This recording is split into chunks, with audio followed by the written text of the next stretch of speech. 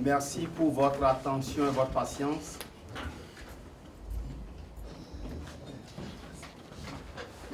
Nous allons laisser la parole au professeur Bilolo. Le professeur Bilolo que je ne présente plus parce que le professeur Biogo a eu à le présenter en partie ce matin. Je peux tout simplement dire que le professeur Bilolo Oubabingé est né en janvier 53, le 15 janvier 2013, 60 ans. Il a touché à la philosophie, à la théologie, à beaucoup de sciences. Il a travaillé sur l'Égypte. Et voilà, l'homme s'est intéressé à beaucoup de choses. Donc, il répond à ce que vient de dire le professeur Biogo. En étant philosophe, s'est touché à plusieurs matières et vivre ces matières au quotidien dans sa vie. Donc, je pense que pour aller vers la Renaissance, pour retourner à la source, nous devons nous approprier de la science, nous devons vivre la science et nous devons l'appliquer dans notre vie. Et sur ce, je vous laisse la parole face au public. Oui, merci. Je tiens d'abord à remercier donc, le participant. Je me sens honoré par la présence de celui que j'appelle professeur de professeurs, le professeur Mufutaka Bemba qui est là-bas en rouge, qui avait pris déjà la parole ici. Tout le monde qu'on appelle aujourd'hui professeur, tout le monde qui s'intéresse à la littérature africaine ou à la langue ou aux langues négro-africaines, donc le pilier, donc même quand vous citez Cheikh Anta Diop, c'est dans le domaine de l'égyptologie, mais dans le domaine de la littérature africaine, de langue africaine, des traditions africaines que vous êtes en train donc de vanter là, c'est le maître de maîtres qui a formé tout le monde qui est ici, qui peut dire qu'il est professeur, donc c'est lui le professeur de professeurs. Donc sa présence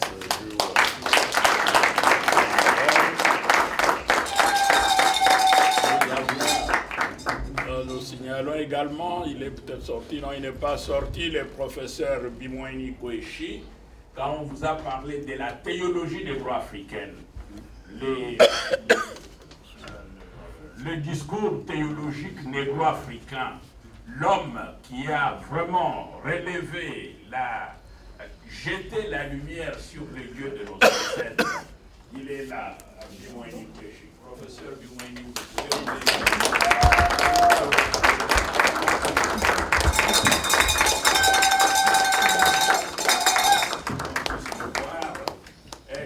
le prof Biogo parlait, il a dit qu'il était un Shemsou, ou Shemsou, il parlait l'espéranto, donc en disant Shemsou. Alors moi je dis, mais pourquoi vous dites ça? Parce que vous parlez l'espéranto. Alors moi je dirais, en essayant donc de prononcer cela comme africain, et vous allez voir que les gens vont comprendre ce que je suis en train de dire, qu'il est Musemeshi wa Meyi. Donc Meyi en Vidim Koulou. Mais en Chiluba, quand on dit Musemeshi, c'est lui qui pousse, qui relève, qui fait avancer la parole ou les paroles de Dieu, donc du créateur d'Invidim Koulou. On peut aussi dire Mouchemeshi, donc celui qui embellit. Et effectivement, il a le verbe et la façon dont il a présenté cette théologie, cette conception négro-africaine de Dieu, je lui ai dit que c'était la plus profonde et la plus belle théologie de l'histoire humaine. Il n'y en a pas, je lui ai demandé lui-même qu'il me prouve le contraire, que le christianisme a une théologie qui dépasse celle qu'il a résumée sur les Bantous, donc sur les Africains, qu'il nous présente que les musulmans ont une théologie qui dépasse la nôtre, ou que les bouddhistes et les hindouistes ont une théologie qui dépasse la nôtre. C'est vraiment le sommet de l'homme qui rend hommage à son créateur. Et c'est Mouchemechi, effectivement, parce qu'on dit qu'en Égypte antique, les mots ont toujours aussi leur contraire. Il y a danger qu'on soit aussi Mouchimichi, donc celui qui fait perdre quelque chose. Donc il n'y a pas. Et cela nous permet de voir que dans Shemsu, il y a aussi la notion de faire voir. Et la notion de la philosophie telle que je l'avais personnellement définie à partir de l'Égypte antique, à l'époque, dans l'espéranto, on disait mère, parfois merer, meret, ma'at. Donc les N là, on peut le faire. L'expression, quand on fait comme ça, l'espéranto, ça sonne bien, mais on a rendu ce mot par Mary, Mary donc par amour.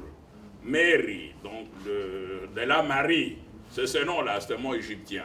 Le nom de Marie, ce n'est pas les choses. Mais eux ont rendu en égyptologie, on rend ce mot par amour. Mais moi, j'ai vu que le mot ne signifie pas amour, parce que ce n'est pas écrit avec amour, c'est écrit avec moeda, la machette. Donc la hache. Alors moi, je dis ça, c'est Mulanda. Mulanda wa Meyi. Quand je dis Meyi, mon cher Biogo, vous pouvez être sûr que ceux qui sont dans cette salle ne connaissent pas le copte, mais ils comprennent ce que je dis. Moulondi wa Meyi. Meyi qui sont les paroles, mais plus que les paroles, Meyi c'est la loi, le droit et les défenses. Donc c'est pour cela qu'on dit Meyi Makulu, que vous appelez Mahero en espéranto. Donc ici il y a Moulela wa Meyi, Moulanda wa Meyi. Mais Moulela dans un sens ambigu dans ce sens qu'il est né par la vérité justice, donc le Tchamé, les mêmes mots aussi, on l'appelle le Tchamé, Dieu de Tchamé, donc ça garde en Tchuluba le sens là, ce n'est pas ce jeu. En disant Tchamé, je ne fais que ceci, je crois que mon Longwa est en train de voir. J'ai seulement inversé l'ordre, Tchamé. Même si vous lisez Tchamé, ils entendent. Vous pouvez demander, vous avez Madame Mpunga qui a présenté le chant ici, la généalogie. C'est une spécialiste donc de la linguistique négro-africaine et qui écrit beaucoup de livres sur cette littérature. Et dans ce qu'elle a présenté, elle a fait la généalogie. Mais en fait, c'était la généalogie négro-africaine qu'elle venait de présenter. Il y avait une partie qui me concernait. C'est pour cela qu'elle est répétée parfois. Mais une très grande partie, c'est notre histoire commune. Elle a commencé par Dieu, par Vidjumukulu, donc par Ndela, Vidi, donc le Ndela, Bendel, Mfouele, donc c'est de là que vient l'infini. Donc Ndela Mukulu ici, que vous appelez aussi donc Bendela, Ndela, donc Ndela Mukulu, Lubadela, ce sont des titres que le professeur Bimouani Kouechi a bien, j'allais dire, ce qu'il a couché Micha, donc ce qu'il a embelli, ce qu'il a éclairé, mais aussi en le présentant avec l'herméneutique valorisante, vont parler notre frère qui était venu de l'Espagne, Donc il est parti d'Ndela et après Ndela, on a cité quelques noms, mais je cours des étapes. Celui-ci engendre Bende. Donc ce Bende qui est en fait, qui correspond à ce qu'on appelle en égyptologie Biti, et qui est aussi en Tchuluba resté identique Mbidi. Donc vient le Mbidi qui est encore là parce que le Mbidi ne va pas seulement donner naissance aux hommes ou aux Bantous, mais va aussi donner naissance aux dieux. Même les êtres qui ne sont pas sur cette terre ou qui ne sont pas de ce monde, ces êtres appartiennent, effectivement, restent toujours les êtres de Mvidi, Mbidi ici, de Bende, et c'est Bende qui est de Dieu. Et c'est de là donc qu'elle est venue au niveau de ce qu'elle appelait Mutombo, donc, ou qu'on appelle comme ça, non, pas Mutombo, on a un Nkolé. Nous avons Nkolé qu'on peut appeler Nkolé, Nkulu, Nkolo. Donc c'est presque la plupart des gens donc, de l'Afrique comprennent. Je n'ai pas besoin donc de traduction et que c'est Nkulu, Nkolé, que les autres ont rendu par Horus en égyptologie à partir donc du grec. En fait, ce n'est même pas faux parce que même en grec, les Ra ici, quand c'est écrit comme ça en grec, vous pouvez aussi les lire comme un K. Alors si vous faites, ça devient Kolu, Kolu, donc ça reste collé. Donc tout ça, c'est resté. Donc le Horus qui est venu, tout ça, c'est toujours au niveau de l'histoire humaine, de l'histoire de toute l'Afrique. Ce n'était pas seulement au niveau de mon histoire. Et de là, il a continué avec les Mutombo. Ici, les gens commencent, il y a l'automultiplication. Et après ça, viennent, d'ailleurs, il y a également des discussions.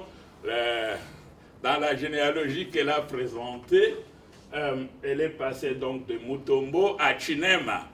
En fait, il y a une discussion, est-ce que les Chinema sont Chinema ou les Kabyles ou bien ce sont les Kassanga. Or, il semble que les Kassanga, c'est tout le monde qu'on appelle aujourd'hui les gens de l'Afrique centrale et les Bantous, là. Ils s'appelaient aussi les Kassanga. Si vous regardez comment on appelle ça, en Ouganda, le long du lac Ukerebwe ou Bakelebwe, si vous regardez là-bas, vous allez voir que tous ces noms-là, les Kassanga, les Mwanza, les Nkole, tous ces noms sont autour de ce lac, sont là, donc là où le Nil, du moins dans sa forme actuelle, commence officiellement. Vous verrez que les noms que les gens utilisent sont là-bas. Et c'est de là, donc, il est descendu. En descendant, les noms qu'il citait là, qu'elle citait, ce sont les noms de gens qui sont là. Quand elle dit Chinema, donc ou elle dit Chibondo, donc le chef de Chibondo, c'est le maître qui a parlé ce matin. C'est mon chef. Donc je lui ai donné les pouvoirs pour qu'on puisse les annuler. Mais maintenant, comme ce sont des enfants, ils se sont dispersés, ils ont pris le pouvoir, ils ont coupé en trois. Donc le chef aîné, lui est en Belgique. Ne pouvant pas exercer, il a donné le pouvoir à son petit frère, qui lui est magistrat. Étant magistrat, ne peut pas non plus exercer en permanence la fonction. Alors, il reste chef, mais il a donné aussi, on a un troisième chef qui est présent au village pour s'occuper des villageois. C'est ainsi qu'on s'adapte à la notion actuelle du village. Donc, à la conception actuelle, à la façon de vivre, il fallait aussi revoir la notion du pouvoir. Ou quand on dit Chinema, celui-là, c'est mon cousin du côté de ma mère, donc, dont je parlais là. Et quand on va du côté des grands-mères et aux autres, ce sont les Kalamba. Donc, c'est toute une famille. Oui, mais tout ce monde, ce que je voulais insister, est que tout ce monde est en relation de filiation directe avec Dieu. C'est pour cela, mon frère Kweshi, je me suis demandé comment est-ce qu'on pouvait me convertir, parce que je suis fils de Dieu. Est-ce qu'on voulait me convertir dans ma propre famille ou quoi? Donc, il y a là un problème que le christianisme et les religions étrangères apportent. Nous sommes comme des juifs. Quand je dis nous sommes comme des juifs, c'est-à-dire les juifs ont appris de nous. Ils se définissent aussi par rapport à leur Dieu. Ils sont dans une relation de filiation directe. Relation de filiation directe. Si quelqu'un vient vous dire que vous venez des enfants de Dieu par procuration, c'est qu'il est en train de vous injurier. Parce que quand vous vous définissez, je dis, je suis Bilolo Wabende, quand vous prenez les résumés, je suis Biyogo Wabende Wavidi Mukulu ou Wandela Mukulu. Relation de filiation directe. Il n'y a pas, on n'a pas besoin d'une intervention extérieure, et ça c'est un problème. Donc nous pouvons entrer en dialogue avec les autres. Mais pas en conversion, en dialogue. c'est mon père, c'est ma mère, c'est le balai là. Donc vous ne pouvez pas venir me dire comment me comporter envers ma mère ou envers mon père. C'est là le problème que j'ai eu. Mais je dois dire que le discours que je tiens, je l'ai eu au hasard. Au hasard parce que je ne suis pas né chrétien.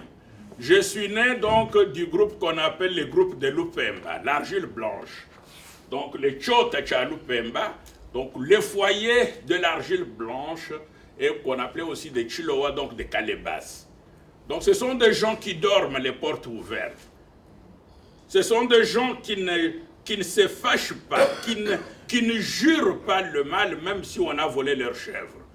Donc les gens de l'argile blanche, mais il fallait se faire baptiser, comme on était à côté donc du séminaire, grand séminaire, petit séminaire, Carmel, mission avec deux cités. C'était même plus que le Vatican, parce que le Vatican n'a pas tous ces complexes ensemble. Le professeur Bimoueni laissé, comme il était là, et beaucoup d'autres frères. Donc, c'était placé donc ensemble. Et comme j'avais vécu là-bas, les papas disaient aux prêtres européens,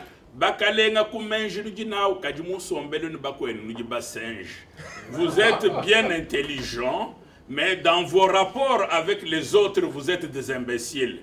Et pour lui, l'homme est vraiment Muntu dans la manière dont il se comporte envers les autres. C'est mon amour, Boulanda Boani. Donc, ceci.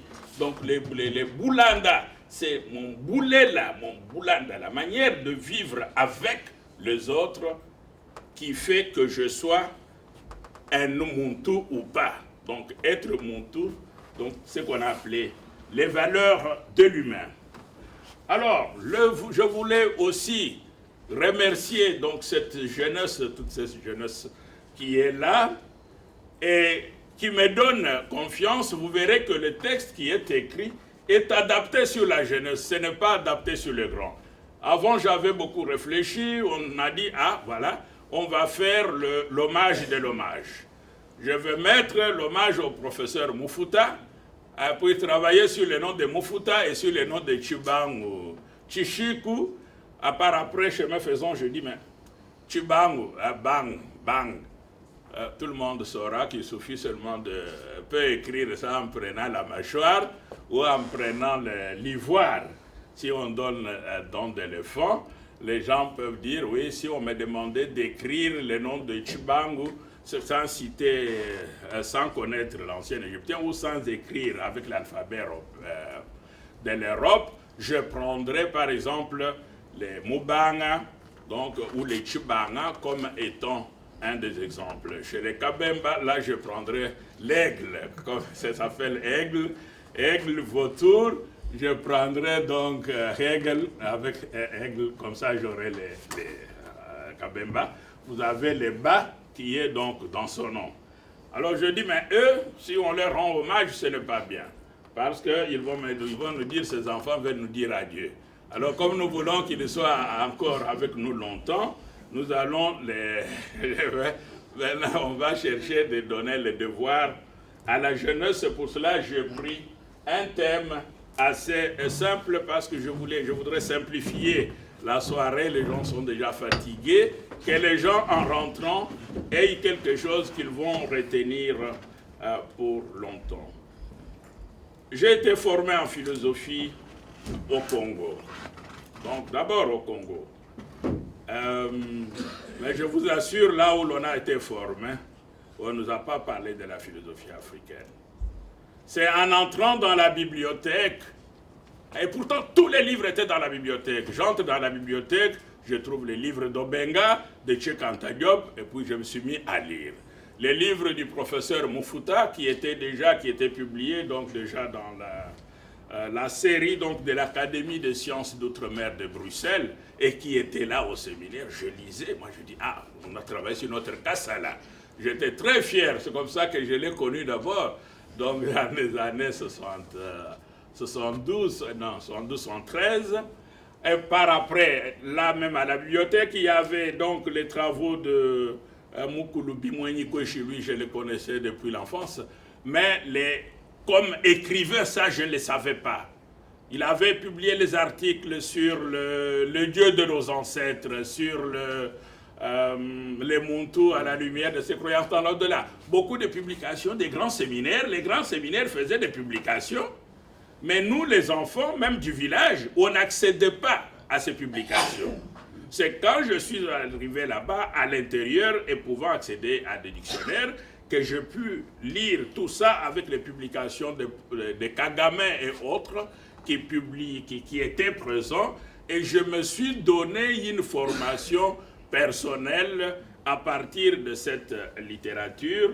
Et je me demandais comment est-ce que le professeur Mukenge Bantu, par exemple, qui était notre recteur, ne faisait jamais, mais jamais une citation ou une allusion quelconque à l'Afrique. Et j'ai découvert également au cours de cette première année de philosophie à Kabwe, donc j'ai eu la chance de faire la philosophie dans mon village natal.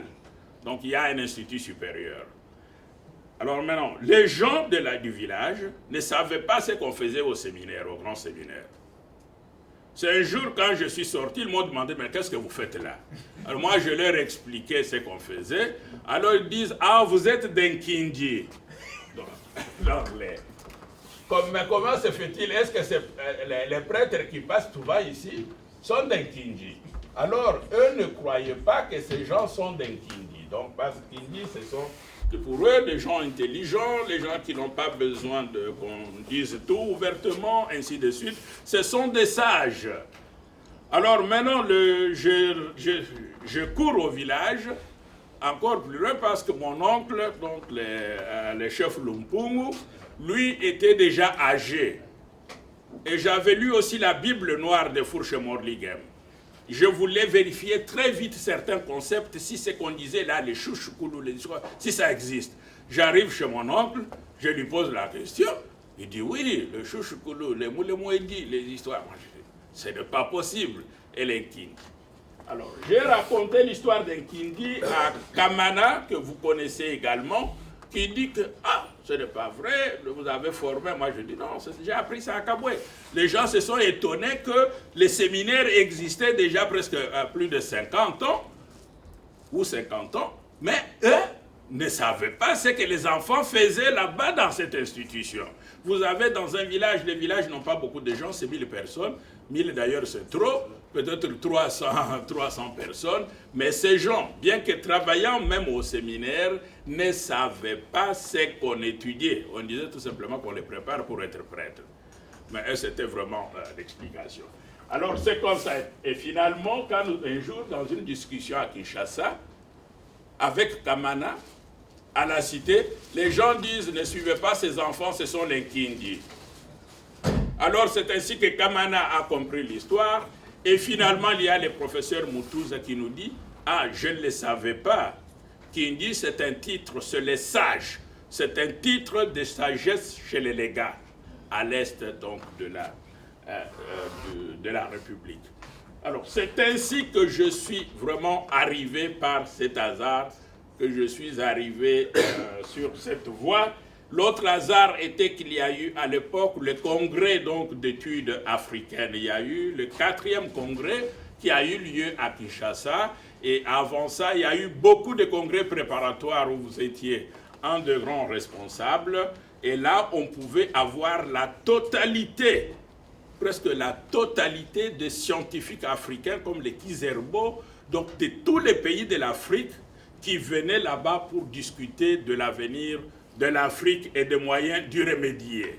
Donc ce que nous sommes en train de faire, c'est l'application de cette tradition donc, qui a été inaugurée, la dépendance de l'Afrique et les moyens d'y remédier.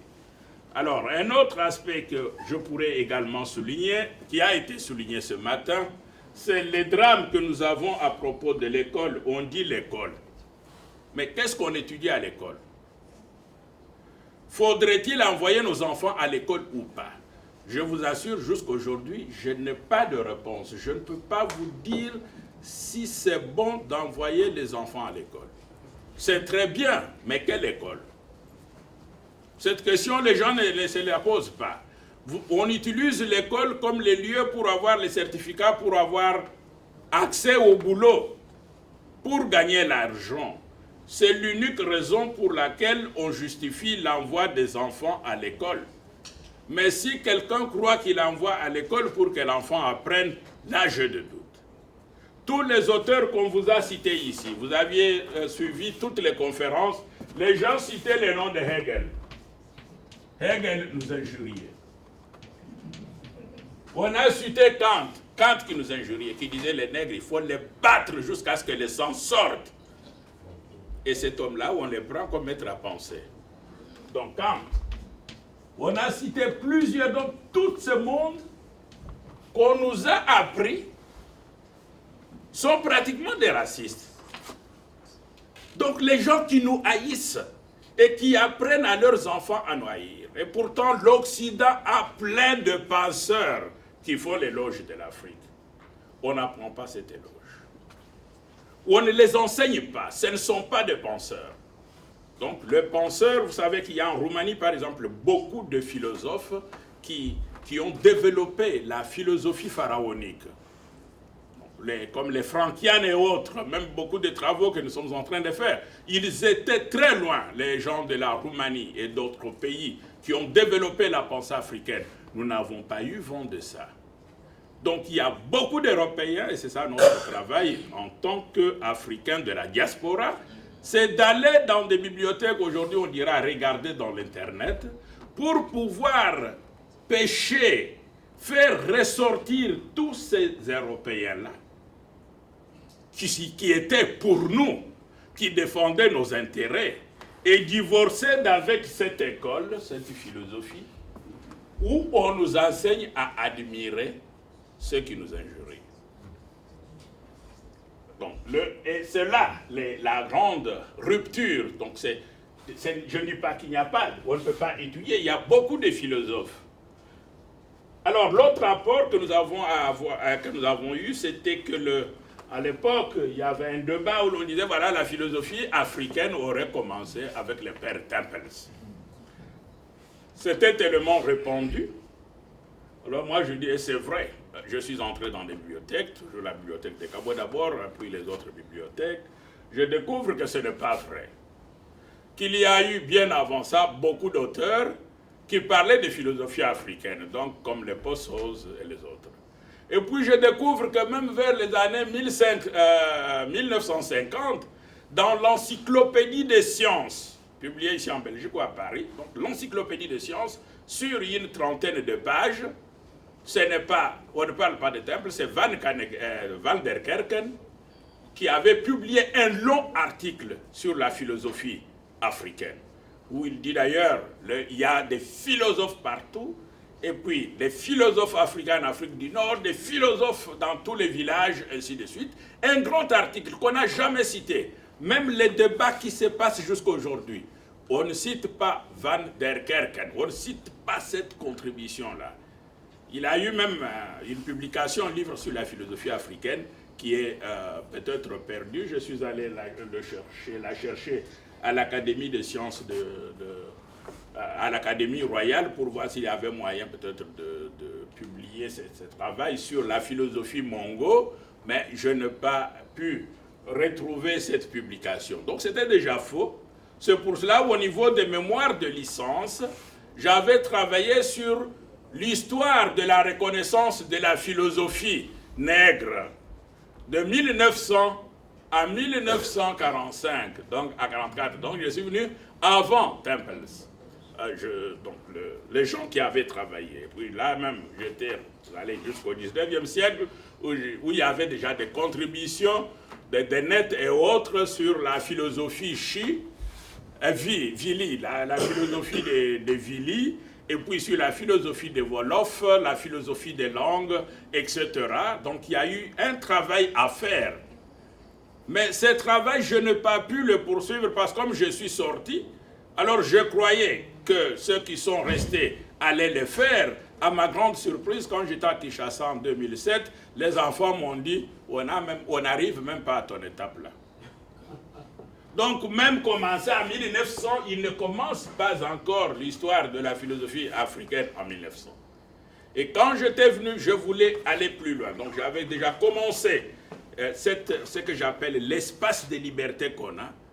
Quand j'ai eu à donner des cours de philosophie, donc au grand séminaire de Kabwe, de Maïdji, de Kalonda, ainsi de suite, mon frère Kalamba ici était parmi mes premiers étudiants. Je leur ai parlé de Ptahotep. D'ailleurs, ils m'ont surnommé à l'époque Ptahotep. Ils m'ont donné ces titres égyptiens, non pas quand je suis venu en Europe, j'ai eu ces titres avant de venir en Europe. Parce que j'avais intégré dans tous les cours que je donnais, que ce soit la philosophie du langage, quels que soient les cours, j'avais intégré les penseurs pharaoniques égyptiens. Ils étaient dans des bibliothèques. Amenhotep, Meri-Carré, les Kagemni, tous ces mondes-là étaient dans ces bibliothèques-là. Donc les livres sont là, on ne les enseigne pas. Alors moi j'avais pris ça, j'ai intégré dans tous les cours. Et c'est ainsi, c'est pour cela que les enfants m'ont appelé Ptahotep. Si on dit par exemple à Kabasele, on dit que vous étiez chez Ptahotep. Quand je leur parle de l'Égypte, je ne dis pas quelque chose de neuf. Donc en sortant, même en étant sur place, malgré les conditions difficiles dont on est en train de parler, que les conditions sont difficiles, je ne crois pas que ce sont des conditions qui sont difficiles. Je crois qu'il y a un peu de paresse intellectuelle sur place, et c'est cette paresse qui fait beaucoup de défauts. Quand les Mukulu-Bimouani travaillaient sur le Dieu de nos ancêtres, et tout cela était possible.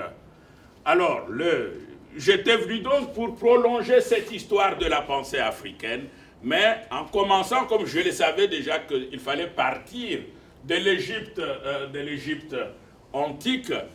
D'ailleurs, le jour où je suis venu, je suis sorti donc du bureau du professeur Bimouani, qui était secrétaire de la conférence épiscopale du Congo, donc secrétaire général. Je suis sorti de son bureau pour prendre de là, j'arrive à la maison, donc on me ramasse, je prends les bagages, je vais donc à l'aéroport. On discutait tout cela quand il me montrait la valeur, donc la valeur de la pensée du Muntu, comme il aime bien rendre hommage à ces Muntu. Alors, là, je découvre également qu'en fait, tout ce qu'on nous enseigne là, c'est une fausse histoire. Une fausse histoire, pourquoi? Parce que l'Occident a, de 800 avant Jésus-Christ, donc, j'écris moi, donc, je ne vais même pas dire avant Jésus-Christ, je dis avant notre ère. Notre ère commence avec l'entrée des Romains, et cette ère est ensemble avec les Chinyangu, comme je l'appelle, la période des Chinyangu, et ça coïncide aussi avec la période des chrétiens. C'est pour cela que je dis notre ère, mais c'est le début donc de la souffrance. Donc, depuis le 8e siècle jusque vers 1850. Même après, l'Occident n'enseigne que l'Afrique. Donc, toutes les publications, quand vous prenez l'histoire de la philosophie et de la théologie commence par l'Afrique. L'Afrique, pas seulement l'Égypte, l'Éthiopie, la Libye. Les expressions comme philosophia africanorum, philosophia ethiopium, philosophia egyptiorum, ces expressions-là qu'on traduit aujourd'hui par philosophie africaine, philosophie égyptienne, ne datent pas d'aujourd'hui, faisaient partie de la formation académique de l'Occident jusqu'au 19e siècle. Alors, quand on a même commencé l'histoire de la philosophie telle qu'on l'enseigne, à partir donc du 13e, 14e, surtout 14e, 15e siècle, quand les gens commencent, ça commence avec la littérature anglaise, où on a les Stanley, tout ce monde-là parle donc de la philosophie africaine. Parce que c'était les penseurs qu'ils venaient de traduire, les gens comme le Plutarque, les gens comme les Jamblique et autres, tout ce monde parlait de l'Afrique. Ceux-là connaissent les francs-maçons et tout ce monde-là, c'est quand on accède à cette littérature africaine. C'est la littérature africaine qui donne la renaissance à l'Europe. Et qui permet également aux moines de se retirer pour voir comment est-ce que l'Afrique pense. Alors maintenant, à partir de cette période, je vois comment se forment les écoles. Vous avez les gens qu'on appelle donc les Brucker, qui écrit l'Historia donc, de la philosophie, mais dans cette histoire de la philosophie, il consacre presque 600 pages sur l'Afrique. Et à côté, il y a un autre, et c'est celui-là qu'on a suivi par après, qui va devenir le professeur de l'histoire de la philosophie de Kant et Hegel, et qui s'appelait un certain Heumann. Alors ce délinquant, je l'appelle délinquant parce qu'il ne mérite pas d'autre titre, il écrit l'histoire de la philosophie africaine pour faire sortir les Africains de l'histoire. Ouais, il écrit, il commence à dire, ces gens vivent dans des pays chauds, les pays chauds ne forment pas de philosophes. Donc les définitions de ces gens, ce sont les gens de tradition, il n'y a pas de philosophes, mais tout son temps, il a passé à discuter avec l'Égypte, il enlève les Égyptiens, il enlève les Asiatiques de l'histoire donc de la philosophie. Et il sera suivi par Hegel et les Kant qu'on a cités. Il faisait les mensonges sciemment parce qu'à côté de Historia Critica de celui-ci, donc d'exclure les non-africains dans l'histoire, il y avait toujours Brucker aussi à côté qui lui mettait l'Afrique au centre donc de l'histoire de la pensée. Ils ont même des schémas dans les livres, je crois Historia Critica, c'est pas de... Celui-ci c'est Acta, acte de philosophie, donc l'histoire critique de la philosophie, ça c'est Brucker. C'était resté, ils ont même des tableaux, les tableaux de la philosophie, et vous voyez que l'Afrique, avec ses différentes régions, joue un très grand rôle à l'intérieur. Voilà, donc c'est ça le travail qu'on avait, qui a été fait, donc de reconstruire cette histoire. Malheureusement aussi, ce travail-là, je ne l'ai pas publié. Malheureusement, il n'y a pas non plus quelqu'un qui pourrait continuer les recherches, je l'ai dit à Molongwa, peut-être aux autres. Il faut savoir, d'ailleurs dans l'Internet, en tapez seulement philosophie africaine au XVIIe siècle dans Google. Les livres sont même gratuits. Beaucoup de ces livres que moi j'allais lire dans des bibliothèques spéciales, là, ces livres sont aujourd'hui gratuits. Donc, Google les a mis à la disposition, ça fait 2 siècles, 3 siècles, il n'y a plus de droit d'auteur sur ces livres, alors Google peut le publier et les mettre sur net gratuitement. Donc à partir de net, les étudiants, professeur Mukendi, qu'à Kinshasa, les enfants ne continuent plus à répéter l'histoire de la répétition, sans même vérifier si c'est vrai. Et c'est vrai que les Européens ne nous enseignaient pas. Et les Européens se disent, mais oui, mais si ils sont omniprésents dans l'histoire, ils ne veulent pas lire ça. Seulement ce qu'on leur a dit, quelques Belges leur ont enseigné, ou quelques Français leur ont enseigné là chez eux. C'est ce qu'ils répètent, qu'est-ce qu'ils sont venus chercher ici en Europe.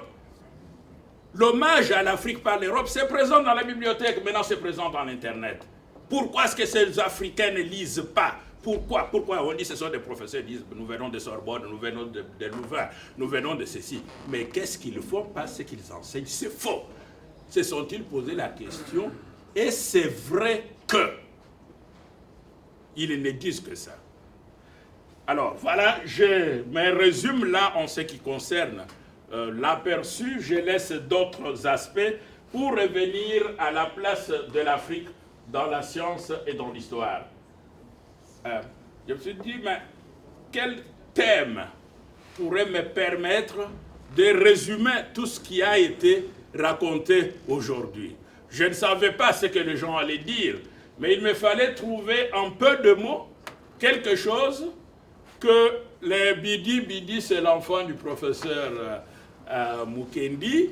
Donc si elle était dans cette salle et qu'elle écoutait la conférence, demain, elle peut aller se défendre et défendre l'histoire de l'Afrique dans son école.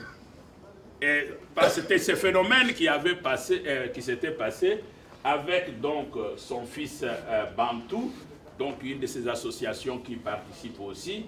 Il avait participé comme ça à un débat, et puis lu donc un livre. À partir de ce livre, l'enfant avait dit, oui, oui, ces gens nous trompent, on nous trompe, ce n'est pas vrai ce qui se passe là. L'enfant avait, donc c'était complètement transformé, donc il fallait trouver un thème très simple qui résume l'état actuel de nos recherches égyptologiques, mais en même temps nous montre aussi une nouvelle façon d'enseigner en Afrique et qui va vous donner un exemple historique de la façon dont l'Afrique est en train donc de revoir le paradigme scientifique et même le paradigme que l'autre appelait le paradigme épistémologique.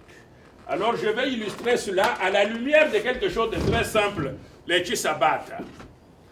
Je réponds à la question du peuple parce que maintenant on fait la science en dialogue.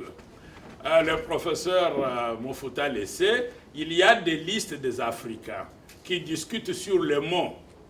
Alors il y avait une discussion sur les boîtes, c'est pirogue, bateau. Il y a même des gens qui sont allés jusqu'à dire que les Africains n'avaient pas de bateaux. Ainsi de suite. Alors moi je leur ai dit non, non. Vous savez que les bateaux, les différentes formes de bateaux font partie, et les pirogues font partie de l'alphabet pharaonique. Donc l'alphabet de l'Égypte là, ce n'est pas l'alphabet de la nature, mais c'est l'alphabet de la technoscience. Il y a, on l'avait fait avec le professeur Mofouta un jour, ou même la notion de l'un, wa. Donc le mwela, le unkaya. Donc c'est un instrument donc de la technologie. Donc la technologie est omniprésente dans l'écriture pharaonique. Donc les bateaux font partie donc, de cet alphabet. Comment est-ce qu'on peut trouver les bateaux parmi l'alphabet puis venir dire que les Africains ne connaissaient pas les bateaux? J'avais aussi la possibilité de travailler sur la roue, parce qu'il y avait des gens qui disaient, voilà, la roue, ça ne vient pas de l'Afrique, les Africains ne savent pas faire ça, etc. Les chars, ça vient de la Syrie et autres. Moi, je dis, mais quand est-ce que les Syriens ont eu le temps de répandre ces connaissances et ces vocabulaires partout à travers l'histoire de l'Afrique? Mais sur les Nkalou, là, j'avais déjà fait une contribution pour le professeur Kabuta, mais ce n'est pas encore sorti. Donc il y a un travail sur les chars. Vous voyez, les chars en Afrique, leur vocabulaire, c'est le vocabulaire que vous utilisez jusqu'à aujourd'hui. Quand vous dites Dikalu, dit Tempa, vous voyez Tempa, dit Tempu, en tant que balance, en tant que char, en tant que balance pour peser, ainsi de suite, et puis le chitapa, etc. Vous avez les mots égyptiens que les gens utilisent quand ils disent Otep, Otep, Taotep. Les mots là, Otep, c'est ce mot-là, donc qui est là, qu'on peut vérifier. Mais j'ai choisi un terme qui se dispute aussi. Il y avait Madame, donc l'épouse du professeur Mofouta, qui m'avait donné aussi une liste de noms que les gens disaient venir de l'hébreu. Moi, je leur ai dit que tout ce qui est, si, je ne dis pas que ce n'est pas vrai, mais il faut inverser l'opération. C'est l'hébreu qui vient donc de Bantou et non l'inverse. Donc, ces langues sémitiques, il y a les langues négro-africaines dans les langues européennes, dans les langues sémitiques. Quelqu'un parlait d'un verbe qui disait Ntanta. Alors moi je lui ai dit, quand tu as dit Tanta, on discutait qu'on dit Tanta et ainsi de suite, tu ne sens pas que tu es en train de dire tenter. Donc il y a une science qu'il faut développer, c'est-à-dire montrer aux Européens combien le vocabulaire africain, l'Afrique est omniprésente dans les langues européennes. Ce fond de vocabulaire commun, on n'y a pas fait attention. Ce vocabulaire est omniprésent. On a parlé de logos. J'étais surpris, logos. Un jour, je crois c'est dans les travaux là, pour le professeur Bimoigny, je ne sais pas comment, la tête me dit, mais qu'est-ce que tu es en train de faire? Logos, c'est Luga, oui. Comment est-ce qu'on appelle la langue, le langage en Swahili? C'est Luga. Alors, les Luga, quand vous avez Luga, ça peut aussi être un O, ça ce sont des variantes ce n'est rien. Vous avez les Bulaku en Chiluba, vous avez donc... J'ai trouvé beaucoup de mots, je dis bien sûr, mais c'est notre mot. Est-ce qu'il y a, comme il le disait, ce mot-là, est-il aussi omniprésent dans le parler grec que chez les négro-africains? On découvre que le mot est vraiment omniprésent là-bas. C'est lui qui comprend les différentes nuances de ces expressions-là. Donc, de toutes ces expressions en rapport avec ça, il comprend mieux le logos que celui qui parle donc des langues européennes. Le logos, c'est important parce que quand vous dites que nous étudions, on dit voilà, la gynécologie, la cécile, etc. Même le mot gynécologie, on peut poursuivre. Mais ce n'est pas ça qui m'intéresse. Ce qui m'intéresse, c'est le mot sabata ou sapatu ou sabata, etc. Alors, si je suis peut-être à l'est, je vois Madame Kana qui est là-bas, elle pourra nous dire. Si je vois un bata, je mets seulement là où moi j'ai mis les chi, elle va seulement mettre les yi, c'est-à-dire quand je vais à Bujumbura et que je parle, il me suffirait seulement de mettre un yi avant, alors je serais presque sûr d'être un peu sur le voici, je dis ibata, alors ils vont dire que je prononce mal, mais ça serait correct. Et je monte un peu vers le lac Ukerebwe, pas vers le lac Ukerebwe, à 100 km de là où j'habite, je ne vais pas ajouter et. Je dis ebata, epata, ainsi de suite, mais pas seulement à l'est. Dans les temps, je croyais que c'était à l'est, c'est aussi à l'ouest parce que les Herero et autres ont aussi les et, placent les et avant. Et je l'ai dit au professeur Biogo que ces i-là, communs que vous retrouvez, les i ou les et, ça date de l'Ancien Empire, donc avant même la période historique. Donc quand nous faisons la grammaire de l'Ancien Empire, nous écrivons les mots, on ajoute yi. C'est pour cela qu'on dit Yimen.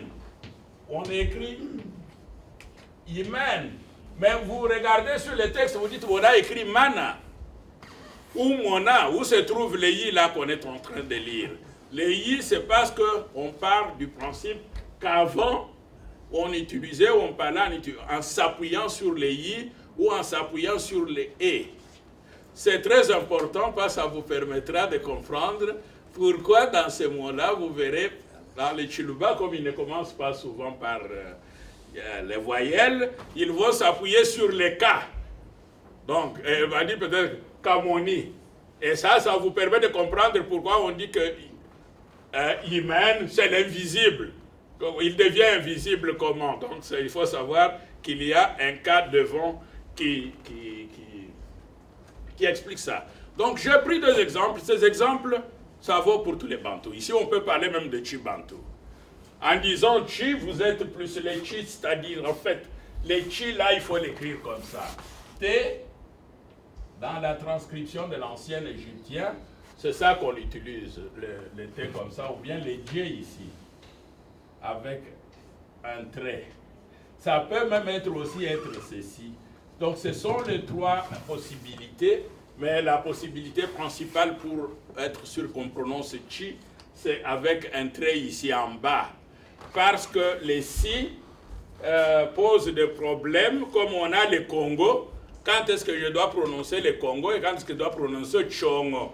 Donc, il n'y a aucun critère qui me permet de dire Congo et le critère qui me permet de dire Chongo. Il y a un problème, mais l'avantage est que comme les gens prononcent aussi ceci comme un qui, à l'est ou même au Congo, là au sud, pas même au sud, même dans les Kasaï, on peut aussi dire Kiluba. Donc, si quelqu'un plus de l'est va dire Kiluba, donc ça se prononce qui.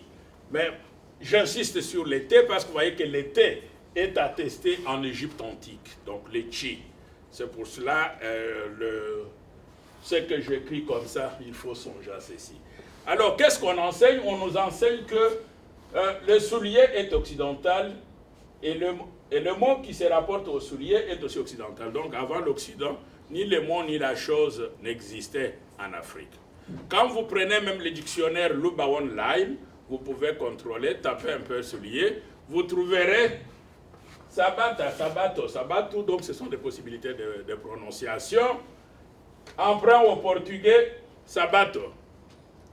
Donc le sapato ou sapato, emprunt au portugais, pato ou sapato. C'est écrit dans ces dictionnaires-là. Pourquoi est-ce qu'on ajoute même cette expression emprunt? Quel que soit le dictionnaire, que vous prenez le dictionnaire Kinyarwanda ou de quoi, on a toujours à ajouter emprunt. Donc le portugais avait déjà été dans toute l'Afrique. On enseignait ça à tous les Africains. Alors, ils ont ajouté partout, dans beaucoup de dictionnaires, emprunt. C'est ainsi que les enfants à l'école, quand ils y vont, ils apprennent non, donc le soulier, ce n'était pas chez vous. Il apprend le vocabulaire de la langue, mais en apprenant le vocabulaire, on lui dit attention, les souliers là, ce n'était pas chez vous, c'est emprunté, l'expression est empruntée chez les Portugais. Quand on dit bata, c'est emprunté chez les Portugais. Alors ici, j'ai seulement prolongé la liste de mots qui se rapportent aux souliers. Vous avez les chigato, les chilata, chilato, chilato, ainsi de suite. Donc, qui viennent de Kuluata. Vous avez les latos, j'ai reporté en faisant seulement une petite distinction ici. Et les dipapa qui est les sandales. Mais le mot le plus utilisé, c'est là où il y a les bata et les bateaux. On peut donc continuer parce qu'il y a aussi les objections de jeunes. Et les jeunes, quand ils demandent, mais si les dibata, donc les dibata c'est emprunté donc du portugais, l'impatu, est-ce que l'impatu canard c'est aussi emprunté? Ils répondent oui. Si vous regardez les canards dans le dictionnaire de Chiluba et dans beaucoup d'autres dictionnaires, là où on dit pato, patou, là c'est écrit aussi pato, canard, emprunt au portugais.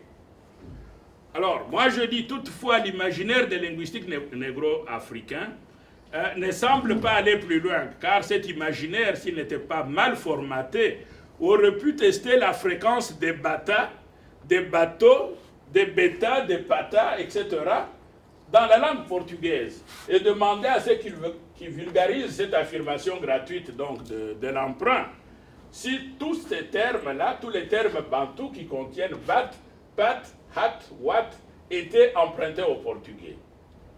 Alors, je dis, derrière cette remarque critique, il y a une longue liste de mots bantous qui se rapportent à bat ou à pat. Je montre seulement la liste.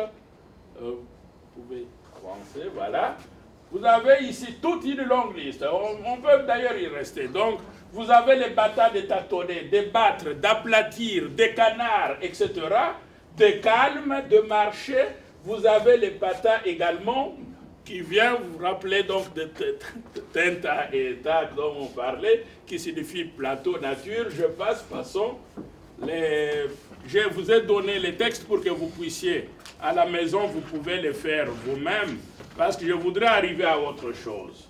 Alors, continuons donc cette liste. Avançons toujours. Ah oui. Okay. Voilà. Oui, on arrive ici, voilà. Il faut revenir un peu. Ok. Maintenant, nous disons, que disent les textes historiques? Les monuments historiques, voilà. Les monuments historiques sont là. Vous avez les souliers. Vous avez des sandales ici. D'ailleurs, c'est très beau. C'est peut-être l'image. Donc, ici, j'ai agrandi l'image pour que vous puissiez admirer la beauté des souliers négro-africains. Et ces souliers, il faut les ajouter. Je veux que les enfants, vous puissiez graver ces images-là. C'est exclusivement pour ça, je dis qu'on a même pris ceci, j'avais dit à M. Kalamba, il faut que la jeunesse grave ces images. Parce que celui qui a vu ça, il ne peut plus, quand il va entendre quelqu'un qui lui dit, voilà les souliers, vous marchez à pied en Afrique, etc., il va rire, il ne va plus prendre ça au sérieux, parce qu'il a des preuves contraignantes de l'existence des souliers. On peut continuer parce que les images là, il y en a encore. Continuons. Oui, vous voyez ici Ramsès II. qui portent des sandales comme on les porte aujourd'hui. Donc, ces souliers-là que vous portez, que nos mamans portent, que les hommes portent, ne sont pas de produits importés. Ça fait partie de cette histoire. On verra une image qui est à la fin, la palette de Narmer. Vous avez celui qui suit Narmer, qui porte des sandales. Et c'était aussi déjà un titre de la royauté. Donc, Chindonji, donc celui qui vient après les chefs, portait le titre de porte-sandales. Et vous verrez qu'il a des sandales, c'est l'image qui est vers la fin comme ça, sous forme de cœur. Cette image date du 4e millénaire avant Jésus-Christ. Donc l'image là des palettes de Narmer date de 4e millénaire avant Jésus-Christ, donc avant notre ère. Elle ne date pas d'aujourd'hui. Et vous voyez que non seulement vous avez des souliers, mais les souliers font partie des attributs de la royauté, des attributs du pouvoir. Parmi les titres de fonctionnaires de l'État, il y avait donc les titres de porteurs de sandales. Nous avons la chose. Alors maintenant, comment est-ce qu'on appelait cet élément en chicam? Comment est-ce qu'il prononce ça? Vous avez là le mot. Je voulais aussi, pour que vous puissiez savoir, que quand vous dites sabbat, ce n'est pas une tradition orale, comme on le dit, que les langues bantoues seraient des langues non écrites. Non, c'est faux. Par contre, le premier texte français date de 12e, 11e, 12e siècle de notre ère ici. Les premiers textes portugais datent du 14e siècle, 13e, 14e siècle. Ce qui fait que la plupart du vocabulaire portugais, c'est le vocabulaire de Bas-Congo. C'est le vocabulaire Congo, c'est le vocabulaire Chibantou qui est entré là-bas parce qu'en ce moment qu'ils forment leur littérature, au moment où ils venaient chez nous. Ils avaient le latin, mais ils n'avaient pas le portugais comme langue d'écriture. Les Anglais ont commencé leur littérature vers le 8e siècle, le 9e siècle de notre ère. Mais ici, nous parlons de 4000 ans avant Jésus-Christ, en comptant d'ailleurs vers la baisse. Parce qu'il y en a qui datent, selon les découvertes de Berlin, on remonte jusqu'au 7e siècle. C'est-à-dire les noms comme ça, les noms seuls qu'on trouve sur le céramique et autres, là on remonte plus loin, 5e, 6e siècle. Quand je parle du 4e siècle, là c'est le début des textes littéraires, mais des gros volumes. Les textes des pyramides, ce sont des bandes. Les textes de Ptah, c'est un livre, un grand livre. Ce ne sont pas des petits textes, donc ce sont des grands textes dont nous parlons. Ça existait 4000 ans avant qu'un seul texte européen n'existe. Ce ne sont pas des Grecs qui sont venus qui viennent nous embrouiller. Ce sont les Français. Il y a 7000 ans de différence entre les premiers textes en langue française et les premiers textes en langue bantoue. Comme vous pouvez le voir, quelqu'un qui s'appelle Bata ou Sabata ou Sapatou ou Dibata, etc., peut être sûr, et comme il le voit lui-même, que son nom est écrit, son Bata-là est écrit depuis plus de 5000 ans. Il a une antériorité logique, non pas logique, mais historique, par rapport aux Grecs. Ça, il faut graver dans la mémoire. Vous ne pouvez pas expliquer les langues bantoues à la lumière de langues européennes. L'inverse est possible. Mais pas à partir de ces langues. Ce sont des créations actuelles. Bon, ce n'est pas moi. Ici, cette liste ici, ce n'est pas moi. Ça, c'est ce que j'appelle l'espéranto qui a fait ça. Mais seulement cet espéranto, en faisant ça, ne savait pas que au fond, ils avaient écrit, si je peux lire Chibeta ou Chibetu. Si je ne veux pas ajouter d'abord le ça, je vais l'ajouter après. Donc, Beta, Betu, donc tout ça. Donc, vous l'avez, eux-mêmes ont écrit. Quand je lis ici, eux ont traduit par Jipapa, mais nous verrons aussi pourquoi. Les TB qui les écrivent là, parce qu'ici l'important c'est les TB, que les B et les P c'est le même, donc sont interchangeables. Quand vous les changez, vous avez aussi les Jipap, mais plus loin vous pourrez voir dans la littérature. Vous avez les Sabata, Shabata, Shapato, Chibetu, Chibata, Chibasa, Chiboto, Chidiba, Bata, que vous retrouvez aussi même dans les bottes. Au fond, c'est le même mot. Et puis, toujours les différentes façons d'écrire les chi, les yi que j'ajoute là, vous les voyez ici. Une histoire que j'avais déjà racontée quelque part, parce qu'avec ça que j'ai découvert que l'ancien égyptien, c'était une langue bantou, comme je l'ai dit. Et tout ça, vous avez les souliers. Ici, on pourrait rendre ça par djata ou tchigato, tuta, shabatu, etc. Continuons, nous devons finir, oui. Ok, encore, il faut revenir, il y a quelque part où on a les cuirs. Voilà. Les sacs que j'ai ajoutés, c'est parce qu'on peut nommer les souliers à partir de matière. Matière, c'est cuir. Cuir s'appelle comment? Ce sont eux qui ont écrit. Ce n'est pas moi. Ça, donc ça, c'est eux. Vous lisez déjà Sab ou Seb.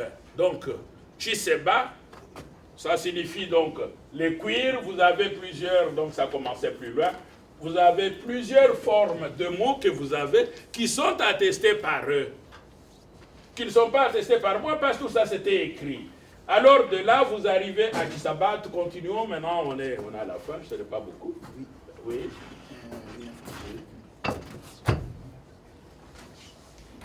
Ah, ok. Là, ça sera fini. Oui, ça sera fini. Bon, remontons encore. Montre les canards pour que les gens puissent voir eux-mêmes. Un canard, vous avez ici, ce sont eux qui ont écrit.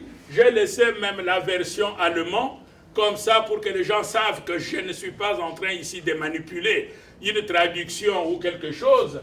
On a écrit ente, gaz. Donc, ici, ils ont écrit geb. Ici, ils ont les sa, dont on parlait ce matin. Ici, ils ont les pas. Alors, ce sont ces termes-là qui sont... vous avez ici les traductions. Et j'arrive au niveau de mots qu'ils appellent déjà patou. Vous voyez, moi, je ne fais qu'inverser leur propre écriture. Ils ont déjà écrit ça. C'est ça que je suis en train de vous dire. Ils ont écrit ce qu'ils avaient fait, ce n'était pas faux. Mais eux, les conclusions qu'ils tirent, alors que nous avons le contraire, ils disent patou. Donc nous avons ici les patou. Les guêpes ici, c'est très important parce que ça signifie la terre. Quand j'ai fait ça au niveau de doctorat, c'était un peu mythique, je ne savais pas. Mais c'est hier, quand je faisais comme ça, comme je savais qu'il y avait la notion de corporéité, que je découvre donc Kaba. Kaba qui est la place Koba, qui est le corps, donc la peau, etc. Que c'était dans cette notion, il n'y avait rien de spécial. Donc ici, on peut aussi prononcer les chowa, surtout chez les pende, les kala, ou les chi que les gens de l'autre partie du Kasaï disent chi, et disent gi. Ils utilisent un gi.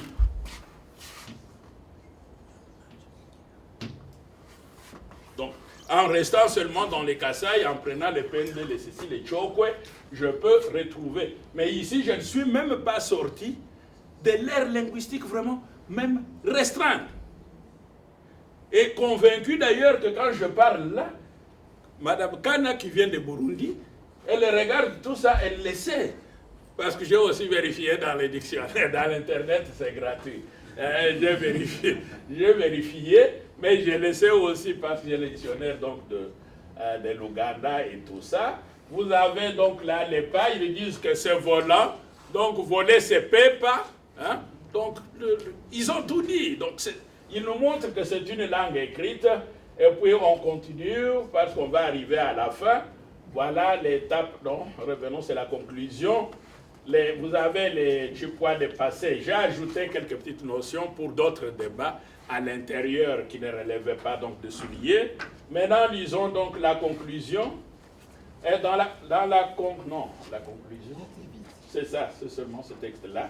Il est ressort de ces exemples et de façon contraignante que Sabata, Shabata, Sabatu, Bata, Pato ne sont pas des emprunts.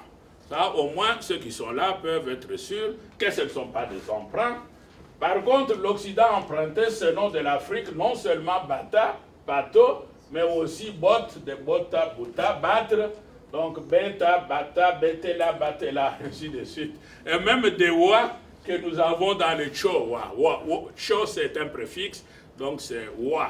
Donc les mots sont là. Donc vous parlez français, mais si on regarde de plus près, au fond, ils parlent aussi les Chibantou. Alors les Africains portent les souliers depuis le 4e millénaire avant notre ère. L'expression depuis n'est pas correcte. Attesté depuis, ça ce serait plus correct. Et puis le titre de porteur de sandales du roi est attesté de le 4e millénaire. À cette même époque, les sandales faisaient partie des attributs de la royauté. Vous voyez plus ou moins à quel type de connaissance ou d'ouverture, d'intelligence de l'Afrique et de son histoire, l'égyptologie africaine nous permet donc d'accéder. Et à la fin, vous avez les tableaux de Narmer là. Ça, vous êtes en train de voir un tableau de 4e millénaire, 4000 ans avant Jésus-Christ. Donc 3000 quelque chose. Et vous voyez les porteurs de sandales avec ces sandales. Et ça, il faut bien garder parce que ce sont là des preuves historiques.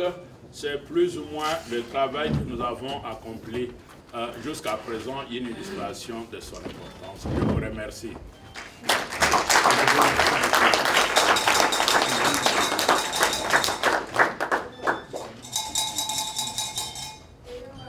Oui, voilà, je pense que je vais devoir inviter Sylvain Kalamba pour la conclusion de la synthèse de la journée. Le débat, je ne vais plus l'ouvrir parce que vous avez de la matière. Il faut travailler ces matières. Je pense que les rencontres scientifiques, il y en aura, ça sera planifié par le CERDA et les autres organisations. Et ça sera l'occasion d'approfondir. Vous n'allez pas avoir toute la matière aujourd'hui, sinon il n'y aura pas assez de place sur votre disque dur.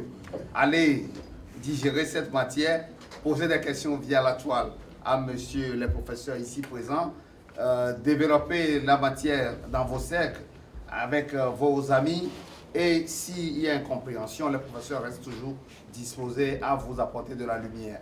Donc Sylvain Kalamba, s'il te plaît. Oui, je voulais aussi clôturer parce qu'il est plus intégré donc, dans les discours que dans les textes.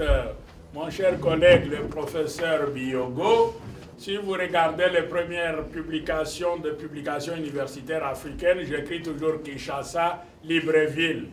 Donc quand j'écris Libreville, donc c'est lui. Quand j'écris Paris, c'est M. Mezepo qui est là-bas, ingénieur, mais qui publie tous ces livres africains, alors que Présence africaine était déjà tombée, qui s'occupe même de la diffusion des livres africains, c'est lui.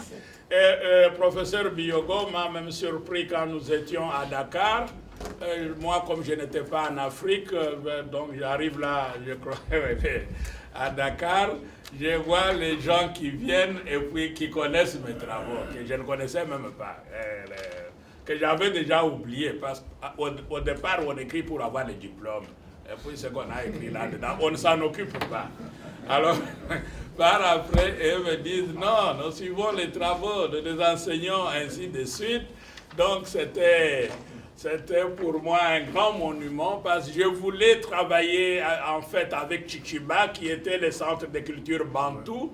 Ce que nous sommes en train de faire ici, les Chichiba avaient des millions et des millions de dollars pour faire ce travail.